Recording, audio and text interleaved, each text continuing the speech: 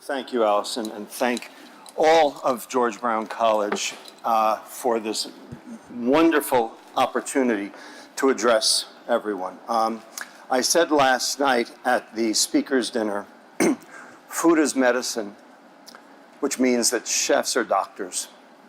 And if you look at it that way, hopefully everyone will come on board. However, I do want to take one opportunity to correct one thing that Lorraine said, which I think is very important and relevant to the rest of this talk. You are not what you eat. You are what you do with what you eat. And what you do with what you eat ultimately determines whether or not you get sick or not. And that's what we're going to focus on today. So, the title of this talk is Processed Food, an Experiment That Failed. Now, how many in the room have ever done science of any sort? Okay, quite a few, quite a few. So, you probably then know that 9 out of every 10 experiments are failures. Now, when you have a failure, what do? You have to determine, was it the hypothesis that was wrong? Or was it the procedure that was wrong? Or was it the interpretation that was wrong? And you have to go back and rethink it. Some of those experiments are actually grand social experiments like this one. Oh, sorry, I forgot that. That was my disclosure slide. My disclosure slide, I wrote a book. Okay, I take no money from the industry. Some of those experiments are social experiments like this one we have in the United States. I don't believe you have this in Canada. Okay, the question is this a success or a failure? Well, Time magazine determined, based on the outcome variables, that this was a grand social experiment that was deemed a failure. Now, I don't care what you think about the death penalty or not, but I do care what you think about processed food, and that's what we're going to talk about today. So imagine that everyone in this room, all of us, have actually been unwitting research subjects in a grand experiment of 50 years duration, posed by 10 principal investigators situated around the world, who all posed the following hypothesis. Processed food is better than real food. Now, how would you determine if that experiment was a success or a failure? Well, you have to look at the outcome variables. And for this experiment, those outcome variables are the following: consumption, health and disease, the environment, and finally, cash flow. And cash flow has 3 parts: to companies, to consumers, and to society. And we will deal with each of these in turn. Everybody understand the format of the talk? So here's how the experiment started. And I will tell you, I ate a lot of those Swanson TV dinners. Okay? Salisbury steak was my favorite. Yeah, you remember that one, do you? Okay. Well, unfortunately, this is what it looks like today, and all you have to do is walk through, the aisle at any supermarket, and all of this is very well known to you. And here are your 10 principal investigators there in the center, and you have heard of every single one of these. In fact, if you've heard of a food, it is one of these 10 companies, which control 90% of the food around the world. So, first we have to define, what do we mean by processed food? And Joanna Blythman, a nutrition critic a food critic from UK, published this book called Swallow This, and this is the definition of processed food. It has to be mass-produced, has to be consistent batch to batch, it has to be consistent country to country so that the experience is the same wherever you go. It is specialized ingredients from specialized companies. Virtually all the macronutrients have to be pre-frozen in order to be able to withstand long flights and shipping. That means the fiber has to be removed, and that's an extraordinarily important point because you can't freeze fiber. Prove it to you.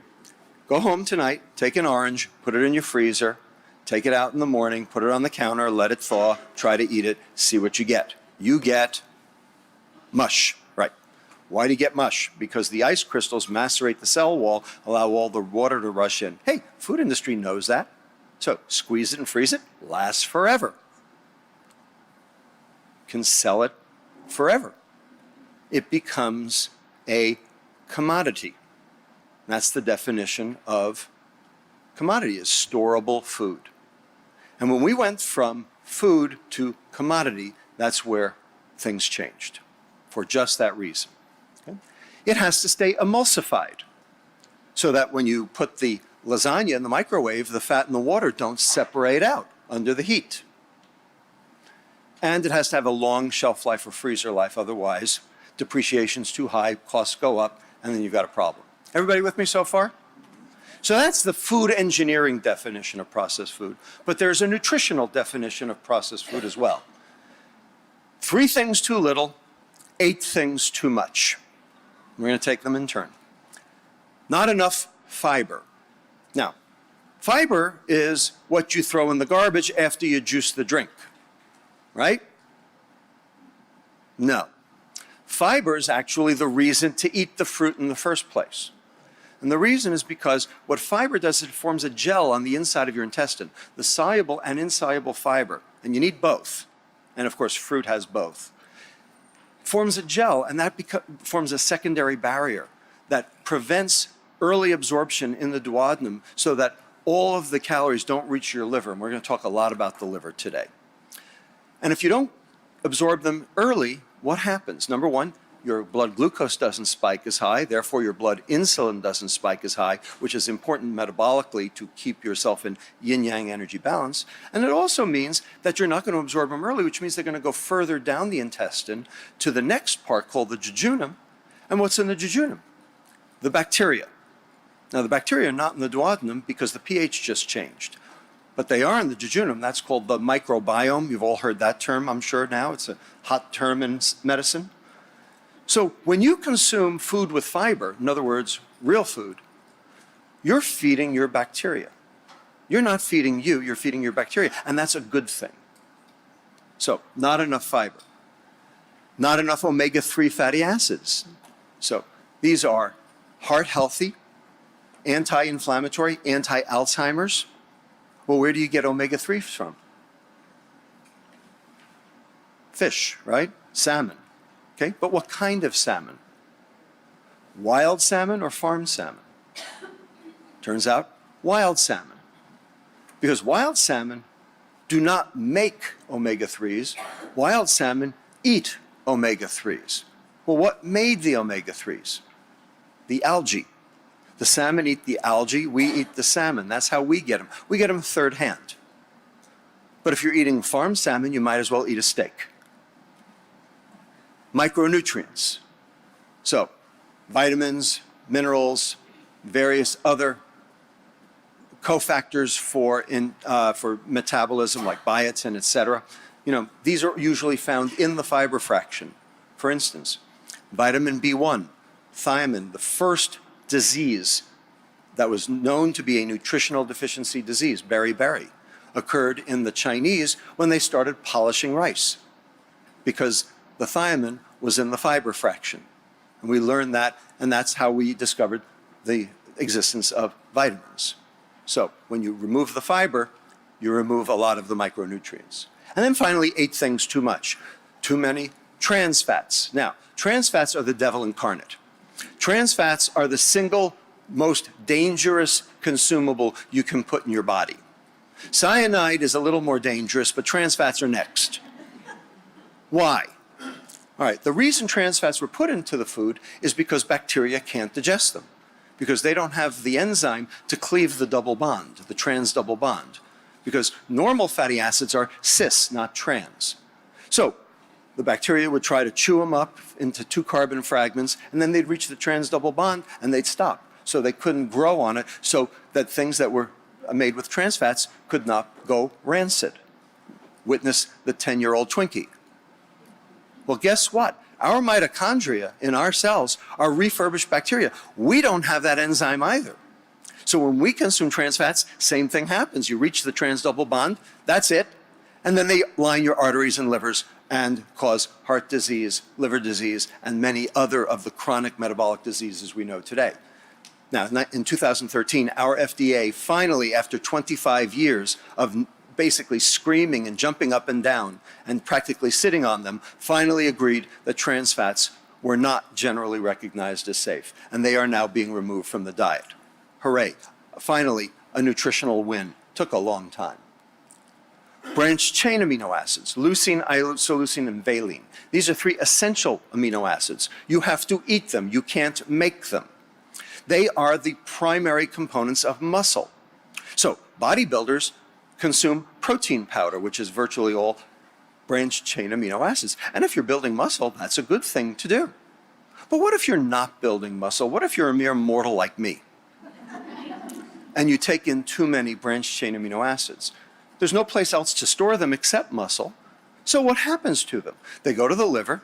The liver takes the amino group off. They become alpha keto acids, enter the Krebs cycle, overwhelm the Krebs cycle, and the mitochondria have no choice but to take the excess, throw them off, and they get turned into liver fat.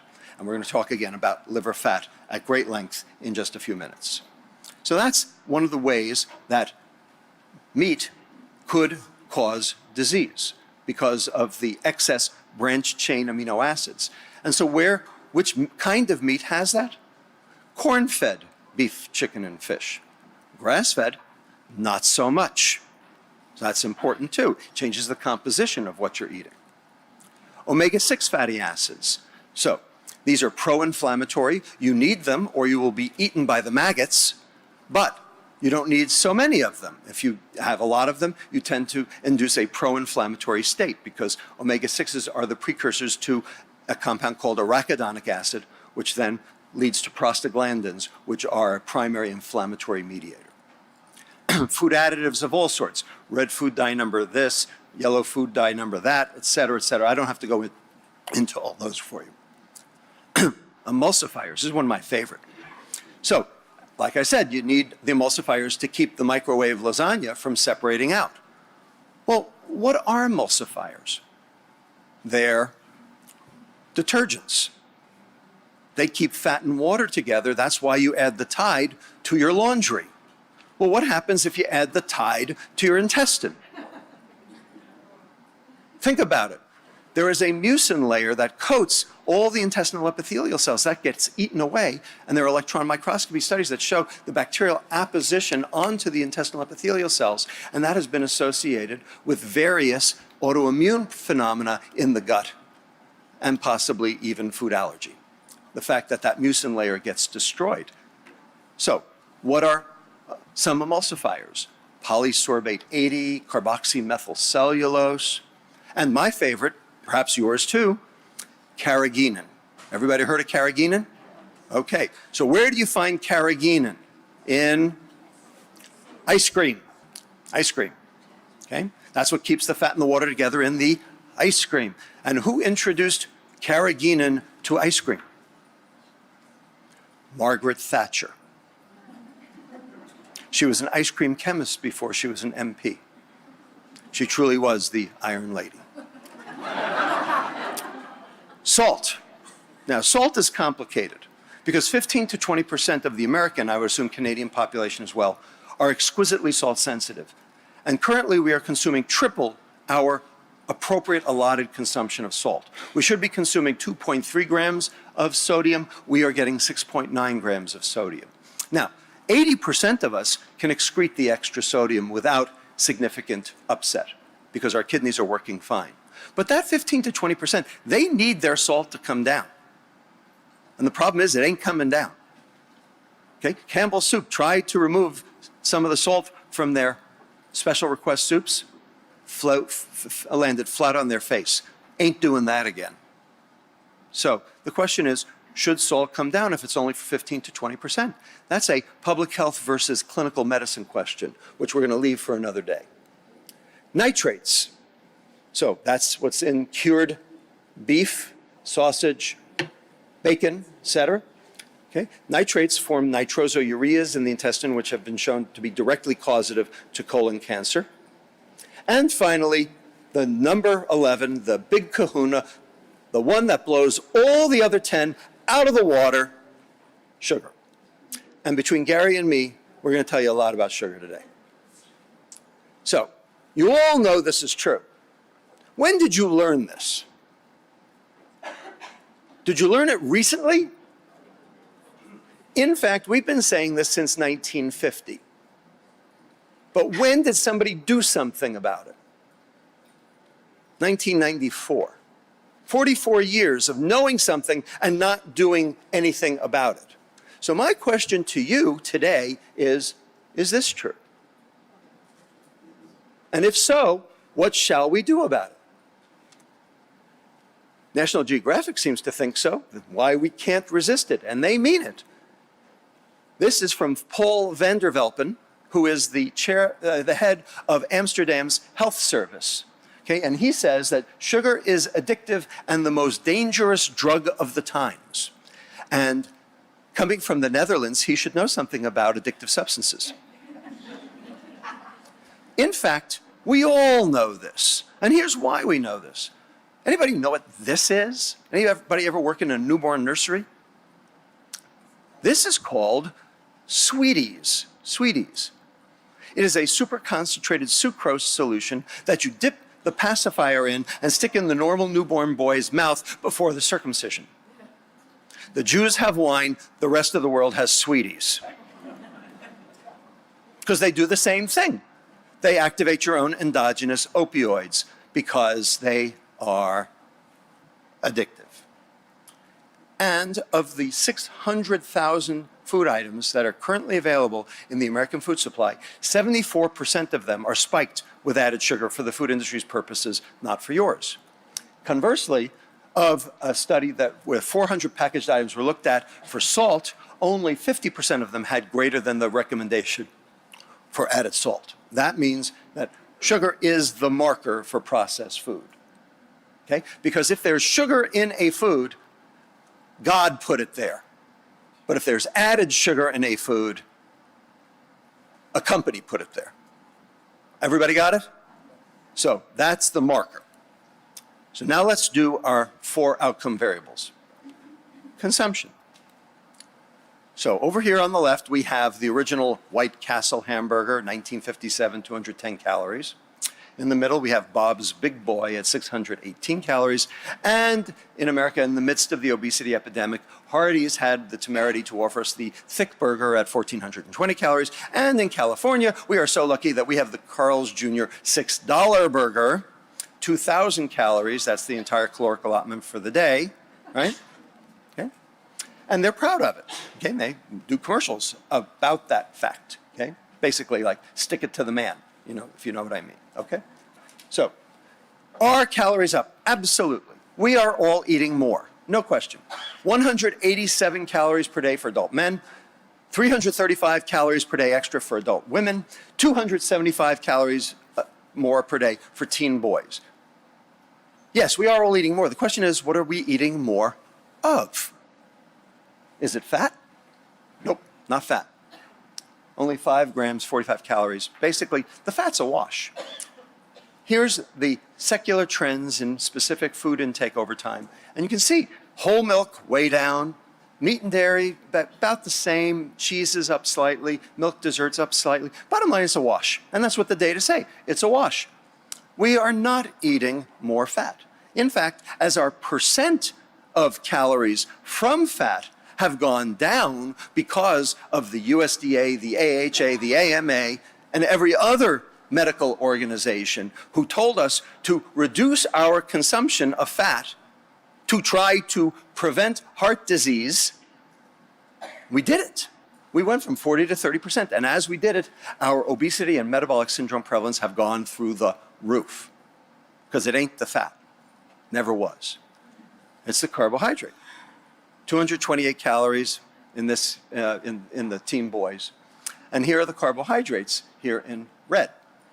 All through the roof. Why? Because carbohydrates are commodities.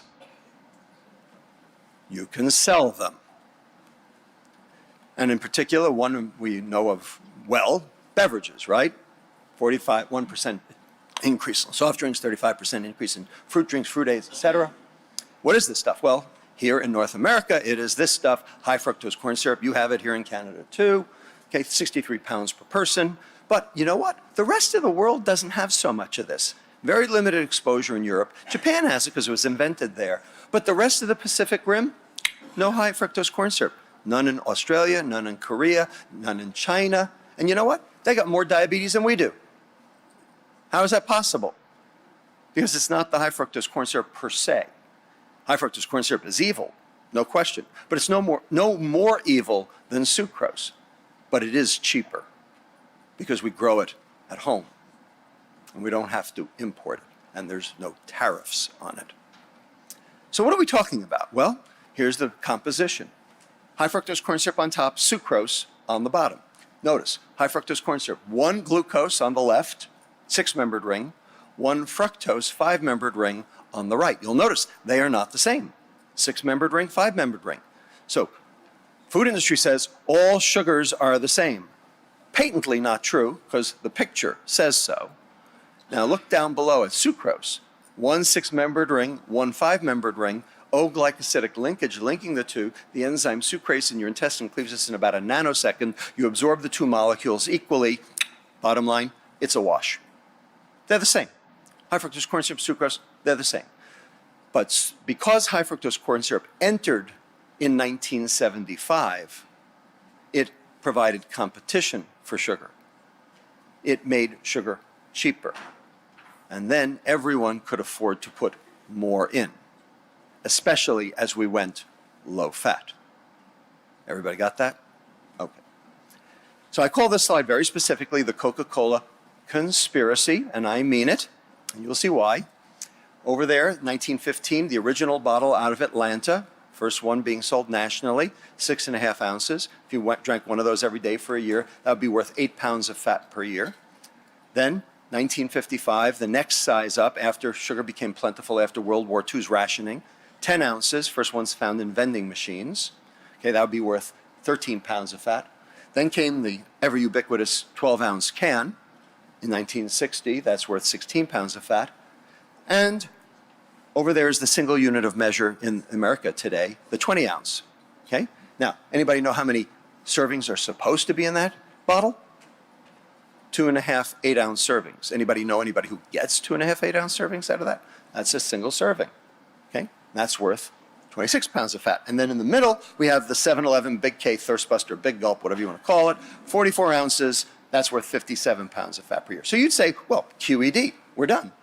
Here you go, right here. That's the problem. Not so fast. There's more, way more.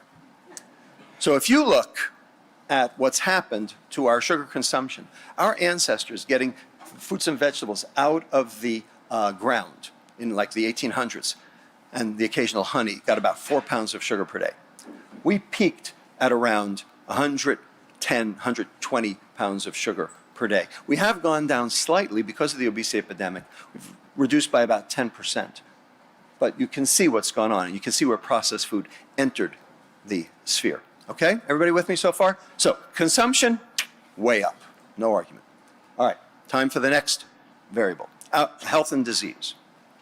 So this is from the New England Journal of Medicine a couple of years ago. And what we're looking at are things that are preventable that contribute to health and disease. And what you'll notice is smoking, down. Blood pressure, down. Cholesterol, down. Activity, up. We should be reaping a health benefit, but we are not. If anything, we have a health deficit. And why is that? Because obesity is up and diabetes is through the roof. It's quadrupled since the 1970s. Diabetes used to be a disease of over 65 people, and now it is a disease of 8-year-olds. And in America, we're going to knock all those diabetics off the rolls.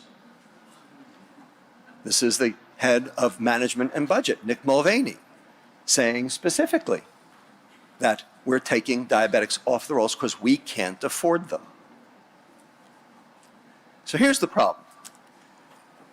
In America, at least, I don't know if you had it here in Canada, probably during a Blue Jays game, you probably saw this commercial for Coca-Cola in 2013 called Coming Together.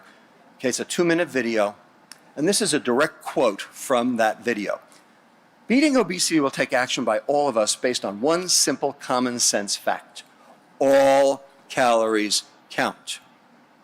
no matter where they come from, including Coca-Cola and everything else with calories. So according to them, you can get your calories from carrots, or you can get your calories from cheesecake, or you can get your calories from Coca-Cola, or you can get your calories from kumquats. Doesn't matter. If you eat more than you burn, you will gain weight. If you eat less than you burn, you will lose weight. Therefore, it's about energy balance. Therefore, it is about calories in, calories out. Therefore, it is about diet and exercise. Therefore, it is about two behaviors. Therefore, if you're fat, it's your fault. Therefore, any calorie can be part of a balanced diet. Therefore, don't pick on our calories, go pick on somebody else's calories. All of those mantras, which you have heard from everyone, including your government, are based on this premise that a calorie is a calorie. And after all, it's common sense. Well, I don't believe in common sense. I believe in science, I believe in data. And what the data say is something completely different. What the data say is that some calories cause disease more than others because different calories are metabolized differently in the body because a calorie is not a calorie. You are not what you eat, you are what you do with what you eat. And in order to understand that, you have to understand some science. It's called nutritional biochemistry. So, how many of you in here are dietitians? You learned about counting calories. Day one. I am here to tell you that you can throw that away now. Because if you count calories, you are part of the problem, not part of the solution. And I mean that very specifically. And I will hunt you down. And here's why. Back in the 1970s, we had a little war going on in nutrition. Not like we don't have one now, but we had one then. And there were these two guys at the top of the two camps, if you will. And this guy over here on the right, named John Yudkin, British physiologist, nutritionist, biochemist, was the first one to say, you know what, sugar's a problem. Sugar's the bad guy in this story. And he had a lot of correlative data. And he wrote this book in 1972 called Pure, White, and Deadly, where he basically figured it. But it was all correlative data, because that's all he had. On the other side, on the left, we have this other guy named Ansel Keys. Everybody heard of him? The K ration during World War II. So, you know, he had a name already. And of course, he was from Minnesota, so he had to be telling the truth. My wife tells me that all the time. She's from Minnesota. Okay. And he's the one who said saturated fat was the bad guy. And they two had a war. Okay. And, you know, Gary actually researched that war very specifically. And we'll tell you a little bit more about it, I'm sure, in the next lecture. But let's look at Keyes' data, since it's all about the data. So here are his 7 countries. US, Canada, there you are. Australia, England and Wales, Italy, Japan. Coronary heart disease on the y-axis, calories from fat on the x-axis. Looks pretty good. Correlation, right? Except for one thing. It wasn't the 7-country study. It was the 22-country study. Those 7 were cherry-picked, because here are all 22. Now, there's still some sort of relation, but it's not nearly as tight, is it? And he left out the outliers. The Maasai, the Inuit, the Rendili, the Tokelau tribes, they eat blood and meat and milk. There's not a carbohydrate to be found in their diet. And they have the lowest incidence of heart disease on the planet. Well, how do you explain that if it's about saturated fat? In fact, others, not just doctors, have come to this conclusion that there's a problem, that we've made a mistake. In fact, this report from Credit Suisse came out last year, September 2016, called Fat, the New Health Paradigm. And this is their decision. I had no input to this whatsoever. A high intake of omega-6 fats, vegetable oils, has not been proven as beneficial for our health, and trans fats have been shown to have negative health effects, the higher intake of vegetable oils and the increase in carbohydrate consumption in the last 30 to 40 years are the two leading factors behind the high rates of obesity and metabolic syndrome in the United States. Saturated and monounsaturated fats are not. Okay? They looked at the science themselves, not influenced by any corporation, and came up with this determination. A bank did this. Okay? And now we have the smoking gun, and I'll show you it to you in a minute. So let's look at this question of sugar and metabolic disease that Credit Suisse has so aptly pointed out. Over here we have a histogram of the NHANES database in America. You know what that is, right? Nutritional Examination Survey. And this histogram depicts the percent of calories in the diet as added sugar. So it's control for calories because it's percent. And the median of this histogram is at 18%. And this goes over 20 years, 1988 to 2006. The red line going through the center is the hazard risk ratio for heart disease death, dying of a heart attack for that same population over the same period of time. And the inflection point of that graph is 15%. So what does that mean? That means that more than half the US population has an increased risk of dying of a heart attack because of their added sugar consumption, exclusive of calories. And if you happen to be out on the right end of that, you'll notice that the hazard risk ratio is 4. So if you're consuming 30 to 32% of your calories as sugar, which our teenagers are doing, you're going to fourfold more chance of dying of a heart attack. So if you think we have a health crisis now, wait till all the gurneys, okay, at Toronto General are filled with heart attack victims in their 40s. Okay, and let's see if you can get medical care. We've already basically said we're throwing those people out. You're going to have to throw them out too, soon. This is from the EPIC Interact studies. This is the Europe version of the NHANES, asking the question, do sugared sweetened beverages, SSBs, predict diabetes rates? And you'll notice the red box. So adjusted model plus EI, energy intake, so that's calories, plus BMI, that's obesity. So adjusted for calories and obesity, each sugared beverage consumed per day increases risk for death by 29%. And in America, we're not consuming 1 sugar beverage per day, we're consuming 2.5 on average. So take that number up to 68% increased risk of diabetes. Here are 2 meta-analyses. The top one for sugared beverages like soda, the bottom one for fruit juice. And you'll notice that when you adjust for adiposity, they do not cross 1, they do not cross identity, which means that they're statistically significant. Fruit juice statistically significantly correlates over time with diabetes rates. But fruit juice is healthy. It's got vitamin C. Take a friggin' pill. The reason fruit is healthy is because it has fiber. Fruit juice doesn't. Everybody got that? So throw your smoothie machines away, people. This is a study that we did. My grad student, who was my dietitian, Luis Rodriguez, we took the NHANES adolescent database and determined what percent of their people's calories, adjusted for adiposity, came from sugar in all their foods.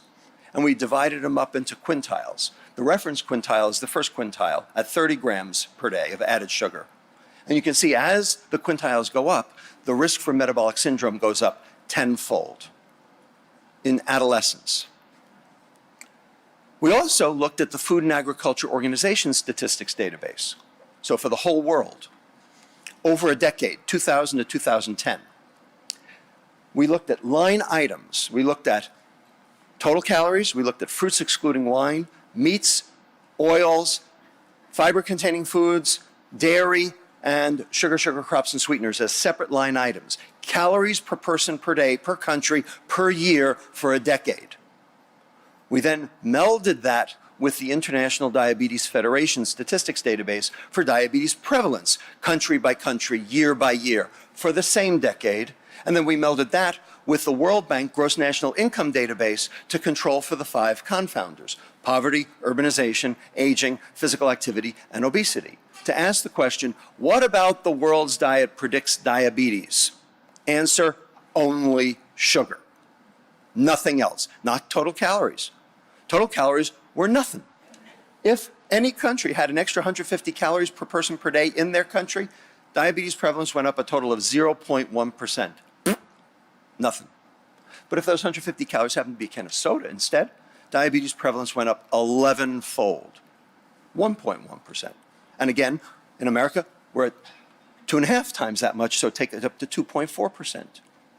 Since we have a total diabetes prevalence of 9.3%, that means that 29% of all the diabetes in America today, this minute, are due to sugar and sugar alone.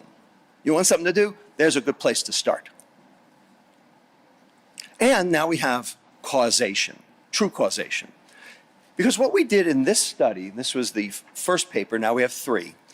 What we did in this study was we took 43 children out of our clinic at UCSF, our obesity clinic, with metabolic syndrome, Latino and African American, so poor kids, eating a crappy diet. And what we did was we figured out what they were eating at home, and we studied them on their home diet. And then, for the next 9 days, we catered their meals. No added sugar. We still gave them fruit, but no added sugar. And we didn't give them funky food, we gave them food right out of Safeway. Okay? We gave them processed food. We gave them crappy food. Okay? We took the pastries out, we put the bagels in. We took the sweetened yogurt out, we put the baked potato chips in. We took the chicken teriyaki out, we put the turkey hot dogs in, okay? Crappy food. Not even fiber-containing food. Just no added sugar food. Now, if you're going to do that, you're going to reduce their calories by 350 to 400 calories per day, in which case they're going to lose weight, in which case then they'll get better, in which case then all your critics will say, well, of course they got better, they lost weight. So what we did was we gave them those calories back as starch. Got it? Calorie for calorie, the same, no change in weight. A fructose for glucose exchange to get the fructose out of the diet. But we increased the glucose. Got it? No increase in fiber, no increase in weight, no change in calories. 9 days. All right? That's the paradigm. Here's what we found. Every one of their fasting labs got better. You can see day 0, day 10, and if it's in red, it means it was significant. Blood pressure went down. Insulin sensitivity improved. Lactate, they had a lactate level. You're not supposed to have a lactate level at baseline. If you have a lactate level, either you ran a marathon, or you have cancer, or you have a mitochondrial disease. They had a lactate level, because indeed they did have a mitochondrial disease. It was called mitochondrial overload, which is what metabolic syndrome really is. And that got better. Everything got better, including their lipids. So if you look over here, A and B, you can see the tail, the red, that's the small dense LDL. That's the atherogenic particle that causes the heart disease. You'll notice on day 0 you can see it, and on day 10 it's gone. Just disappeared. Okay? And the changes in lipoprotein subfractions all improved. Triglycerides went down 46%, and ApoC3, one of the markers for heart attack, went down 49% with no change in calories and no change in weight. Here's their glucose tolerance tests. Notice their glucose went down by 8%, glucose area under the curve, and on the right, their insulin went down by 25%, and their beta cells started to rest so that their beta cells weren't exhausted, because that's what happens in type 2 diabetes. You get beta cell exhaustion. We then wanted to see what was going on in the liver. So we wanted to measure how fast the liver was turning sugar into fat. So we gave them C13 labeled C13 labeled acetate. We're doing fructose now. C13 labeled acetate, as you can see in the middle there. And it gets incorporated into palmitate, fatty acid, which you can then measure coming out in the blood. And here's what happened to their fat-making capability. It got cut in half over the course of the 10 days with no change in calories, no change in weight. And here's what happened to their liver fat depots. Notice in green, the sub-Q fat didn't change because they didn't lose weight. So their sub-Q fat stayed the same. Their visceral fat, big belly fat, went down 7%, and their liver fat went down 22% in 10 days with no change in calories and no change in weight. And the reason is because fructose is the primary driver of that liver fat. And we now have the data to show that that is true. And here's what happens. Basically, when you're adding fructose, you're basically making lots of triglycerides. Some of it gets exported out as plasma serum triglyceride, which we measured, which went down.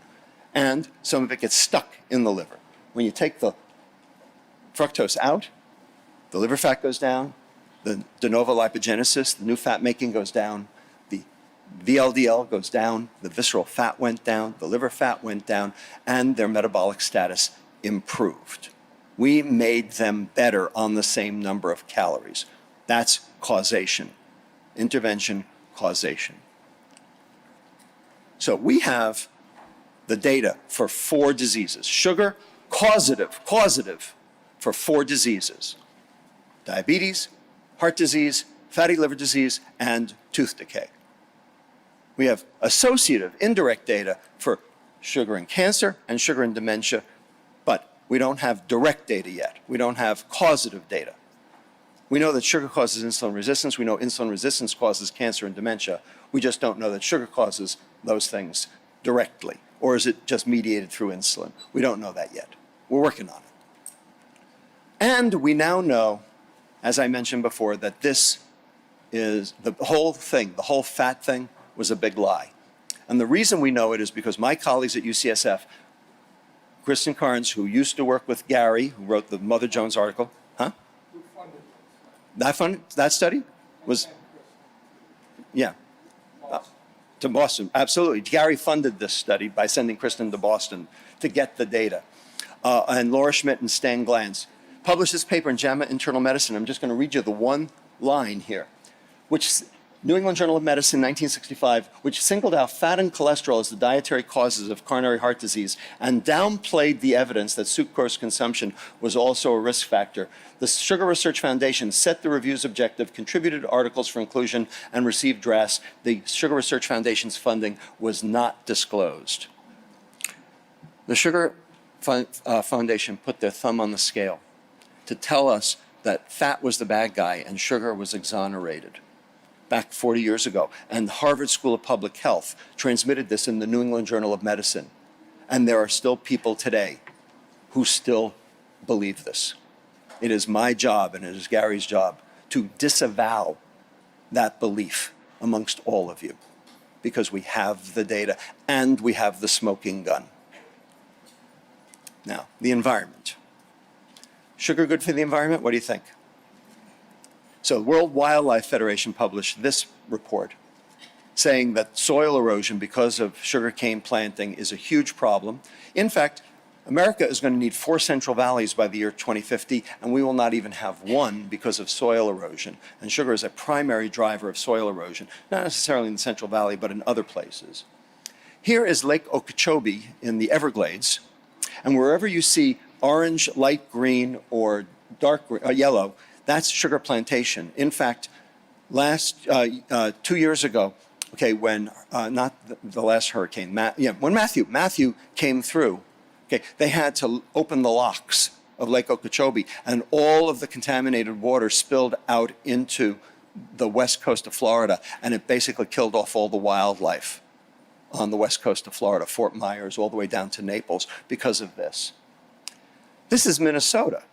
Okay, this is what happened from 1929, the Depression, through till today. And you'll notice back in 1929, they used to grow a lot of things in Minnesota. And now they only grow corn and soy. Why? Commodities. That's why. Okay? Because corn gets turned into high fructose corn syrup. That's why. So here's corn planting in the United States. In the upper right is atrazine use in order to keep that corn from being eaten by the locusts.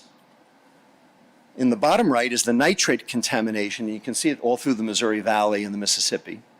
And finally, my favorite, bottom left, the ratio of government payments to farm gross income. And what do you see? You see a big black hole. So what is the dirtiest 4-letter word in the English language? Iowa.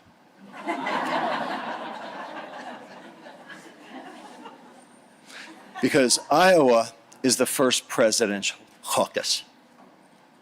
Okay, and until Donald Trump, you couldn't win the presidency without winning Iowa. He's pretty unusual. All right. In addition, when you do this, you get resistance. You get superweeds. And you can see how the superweeds have gone up. Now, if you think this is good for the environment, I got a bridge to sell you. Okay, this is a really big problem. And finally, last one, cash flow. Start with companies. This is Gary's picture from the Mother Jones article of how our food dollars have been reallocated over the 30 years of this disaster, 82 to 2012. Meats down 10% because we were all told to go low fat. Fruits and vegetables, notice exactly the same, no change, no difference. Now, we're always told we don't eat enough fruits and vegetables, and that is true. We don't, but we never did. Ain't new. But we didn't have this problem then, but we sure as hell have it now, because it ain't about the fruits and the vegetables. So promoting the fruits and the vegetables, I mean, okay, but don't think somehow that that's somehow miraculously going to fix this problem, because it ain't, and it hasn't, and it won't. Grains and baked goods, up 1%, and that's important because that's glucose, and glucose means insulin, and insulin means weight gain, so that's part of the obesity equation. Dairy products, down 2.5% because now we're all lactose intolerant. I know I am. And lastly, the big kahuna, processed foods and sweets, 11.6 up to 22.9%, a doubling in the span of 30 years. That's what changed, and that's where the action is, and that's where the data say the problem is. So we have the epidemiology, we have the mechanism, we have the results, we have the intervention, we have the smoking gun. What the hell more do you need? But the food industry is doing quite well. So here's the S&P 500 in blue. And here's the stock price for McDonald's, Coke, and Pepsi. And you notice there's the economic downturn of 2008 over there, and they weathered that very nicely. They're doing quite well, thank you, right? And here's Hormel, ConAgra, ADM, Procter & Gamble, Kraft, and ConAgra, all doing better than the S&P. Want to make money? Invest in a food company. But guess what? Now the word is out. So here's, more recently, the S&P against Tate & Lyle, Ilovo, and Sudzucker, 3 sugar companies, all of a sudden not doing so well. In fact, many sugar factories have closed, although you still have one here in Toronto that is open. Here's the stock price for Dr. Pepper, Snapple, Pepsi, Coke, and McDonald's, all of a sudden not doing as well as the S&P. And Coke fired 1,800 employees to save $3 billion to reinvest in children's marketing. McDonald's fired their CEO, Don Thompson, for poor performance. And what did they do to try to resurrect their brand? Breakfast all day. Fantastic. Get the picture? Everybody got it? Okay. And finally, second to consumers. So on the left is individual foodstuffs, but just look at the right. Healthy versus less healthy food. Real versus processed food. Notice in 2002, real food cost twice as much as processed food, indeed. And the trajectory of increase of price is much higher for the real food. It went up 17 pence per pound as opposed to the processed food where it went up 7 pence per pound. So you would say, well, processed food's a good deal. It's cheaper. It's better because you can spend your money on iPads instead of cornflakes, right? So here's the percent of GDP spent country by country. There we are, US, 7% GDP, lowest percent GDP spent on food, and of course we are the most obese nation. There's the UK at 9%, and there's Australia at 11%, okay? Notice the ones in purple. They spend 36% of their GDP on food or greater, and they've all been in revolution for sometime in the last 5 years. And that's not by accident. Okay? You get the picture? Well, here's the problem. Here are medical costs going up over time. And when you look at hospital, physician, and pharma costs, they do not add up to total costs because the rest of it is going to care for type 2 diabetes. In fact, we spend more than they make. And let's talk about that. So remember the slide I showed you before?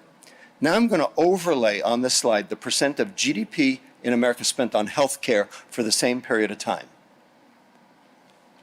Notice, when we started with processed food, that's when the percent of GDP spent on health care started to rise.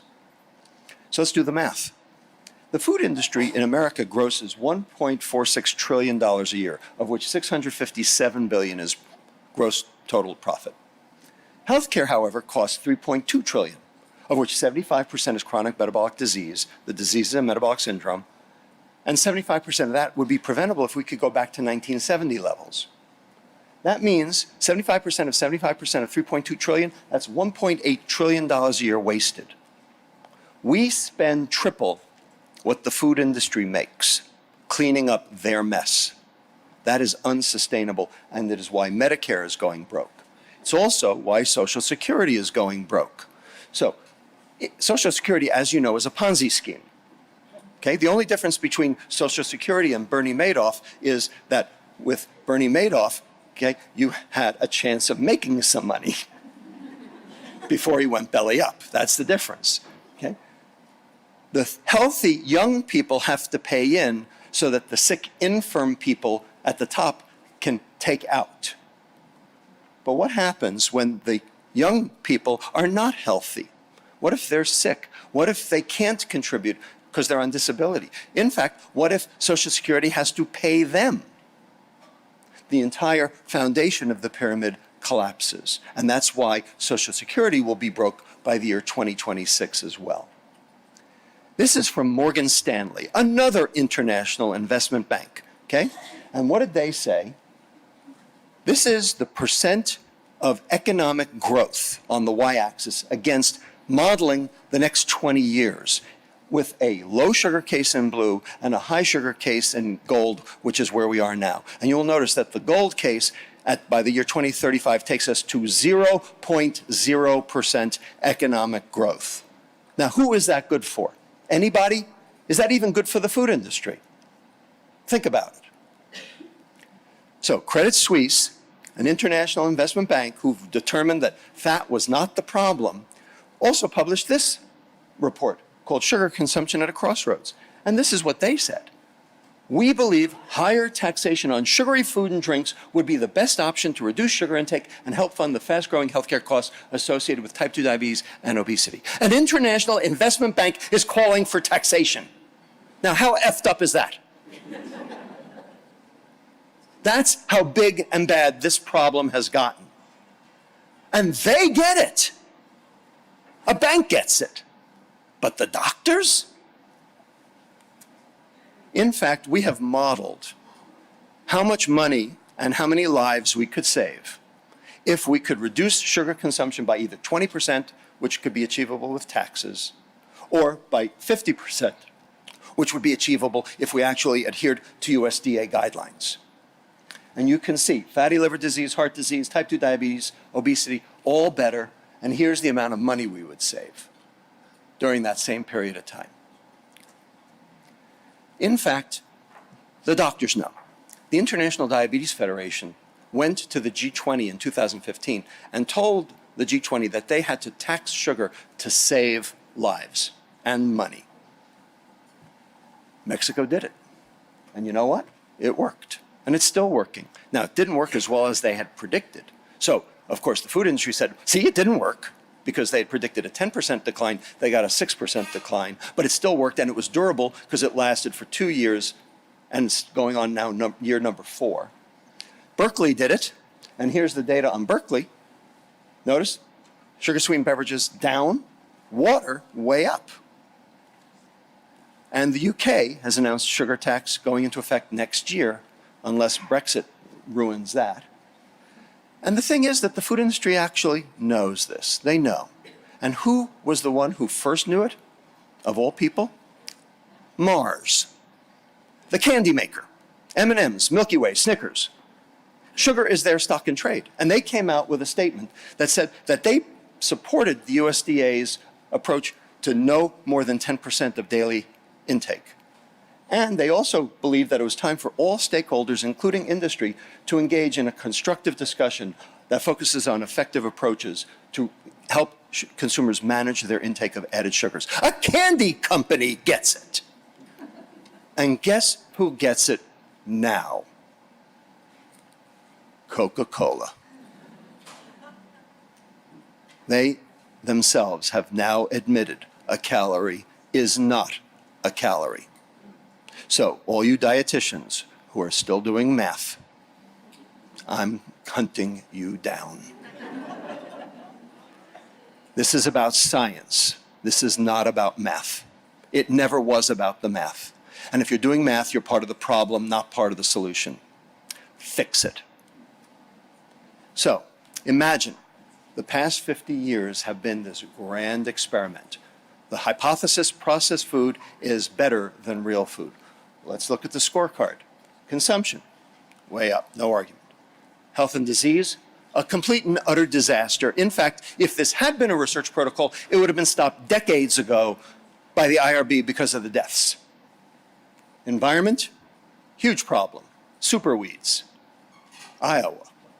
And cash flow to companies, good previously, not so good now. For consumers, short-term gain for long-term pain, because diabetes costs more than soda. And for society, 0.0% economic growth. Processed food is an experiment that failed. You are chefs. Food is medicine. That means that chefs are doctors. And you need to think of it that way, and you need to practice it that way. What are you feeding your clients? Because they'll keel over because of what you fed them, unless you're careful. There's only one answer: real food. Real food works. Real food has worked for millennia. It's only in this little experiment that things went awry. At UCSF, we put our money where our mouth is, and we have taken sugar beverages off campus, called the UCSF Healthy Beverage Initiative. We have a toolbox that can help any institution do the same to get rid of sugar beverages. Remember, where did smoking disappear first? Hospitals, because we have to model good behavior for the patients. So we've gotten rid of sugar beverages. I advise you to do the same, and you can, and we can help you. Number two, proposal number two. Let's call type 2 diabetes what it is: processed food disease. Now that would be an educational moment, wouldn't it? You have processed food disease. Think maybe somebody might actually change what they did if you told them that? Yeah, because diabetes is an Egyptian word, means siphon. Nobody knows that, okay? I mean, you're in the bathroom peeing your brains out, siphon, you know. But like, people say, I got the sugar. They don't even understand what that means, because there are two definitions of sugar, right? Blood sugar and dietary sugar. And they are confused on purpose by the industry for their own purposes, because the food industry says you need sugar to live. No, you don't. You need a blood sugar to live. You don't need dietary sugar to live. So they say that on purpose to confabulate, to confuse, to obfuscate the truth. You have to understand the science to be able to call them on it. Proposal number three. Let's get rid of subsidies. There's no economist on the planet who believes in subsidies anyway, because they distort the market. Let the market work.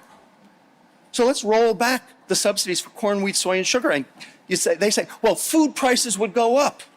Well, you know what? The Giannini Foundation at UC Berkeley actually modeled what would happen to food prices if we got rid of all subsidies. And it turns out the only two things that would go up are sugar and corn. Perfect. Just what we want. Let's get rid of food subsidies. Proposal number four, a trust mark. We've developed a nonprofit to take this on, called REAL, R-E-A-L, Responsible Epicurean and Agricultural Leadership. You see this on a package, see this in a restaurant, you know that this restaurant can't kill you. We have this now we've rolled this out. The state of Tennessee has signed on, we're getting the state of Virginia. Could do it here in Canada. And finally, let's get sugar off the GRAS list, generally recognized as safe list, because sugar is not food. Sugar is a food additive, like alcohol. And it does the same diseases as alcohol, causes the same problems as alcohol, because alcohol is metabolized to fat in the liver, and sugar is metabolized to fat in the liver. Sugar is the alcohol of the child, and that is why children today get the diseases of alcohol without alcohol, because they are indistinguishable at the level of the mitochondria. You would never give your kid a can of Budweiser, but you don't think twice about giving him a can of Coke, and they're the same. You know what, I'm going to pass on all of this because it's too much. So, for more information, we have a website that is curated by UCSF called sugarscience.org. 8,000 clinical research articles vetted by 12 independent scientists who do not take money and distilled into 5 messages for the general public that they can use. Fed Up, a movie that told how we got to where we are today with our food supply. Sugar Coated, made here in Toronto by the Cutting Factory, a movie that tells why we got to where we are today. The corporate malfeasance, the fraud, the PR campaign, which Gary and I both appear in. Sweet Revenge, a public television special that we produced to help people reverse their type 2 diabetes with food. Fat Chance, being sold outside. I didn't bring him here. You can blame George Brown for this. Gary's book, The Case Against Sugar, also here. And a new book coming out September 12th called The Hacking of the American Mind.